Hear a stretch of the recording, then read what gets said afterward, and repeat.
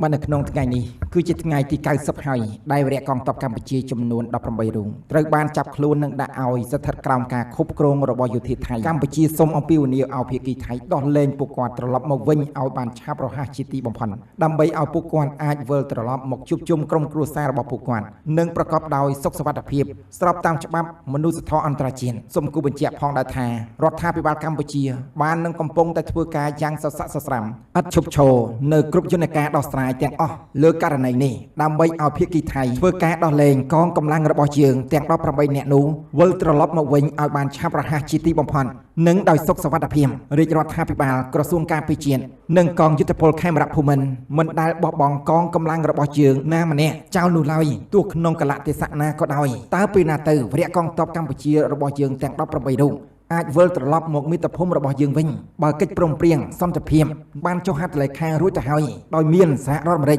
លោកដូណាល់ត្រាំធ្វើជាសាក្សីនិងនាយករដ្ឋមន្ត្រីប្រទេសម៉ាឡេស៊ីលោកអាន់វ៉ាអ៊ីប្រាហ៊ីមជាសាក្សីផងដែរនេះគឺជាសំណួរដែលមហាជនខ្មែរកំពុងតែចោទសួរថ្ងៃនេះប្រជាជនកម្ពុជារបស់យើងទាំងអស់នឹងទន្ទឹងរង់ចាំមើលថាតើថៃនឹងដោះស្រាយយ៉ាងណាទៀតឬក៏ពន្យាពេលនៅក្នុងការដោះលែងវរៈកងទ័ពកម្ពុជាចំនួន18រូបនោះនៅពេលណាឲ្យពិតប្រាកដនៅក្នុងការដោះលែងពួកគាត់ឲ្យត្រឡប់មកជួបជុំក្រុមគ្រួសាររបស់ពួកគាត់វិញដោយនៅក្នុងកិច្ចប្រជុំនៅប្រទេសម៉ាឡេស៊ីលោកអនុទីនដែលជានាយករដ្ឋមន្ត្រីថៃក៏បានធ្វើការអះអាងរួចទៅហើយដែរថានឹងដោះលែងពួកគាត់ត្រឡប់មកវិញដូច្នេះយើងទាំងអស់គ្នាមិនថាសមាជិកក្រុមគ្រួសាររបស់យុធិនឬក៏បងប្អូនប្រជាពលរដ្ឋខ្មែរទាំងអស់នោះទេដែលកំពុងតែទន្ទឹងរង់ចាំវរៈកងទ័ពកម្ពុជារបស់យើងទាំង18រូបត្រឡប់មកមាតុភូមិវិញបានជាព័ត៌មានដែលយើងខ្ញុំបានលើកឡើងក៏សូមបញ្ចប់មានការខុសឆ្គងសូមអធិស្ឋាន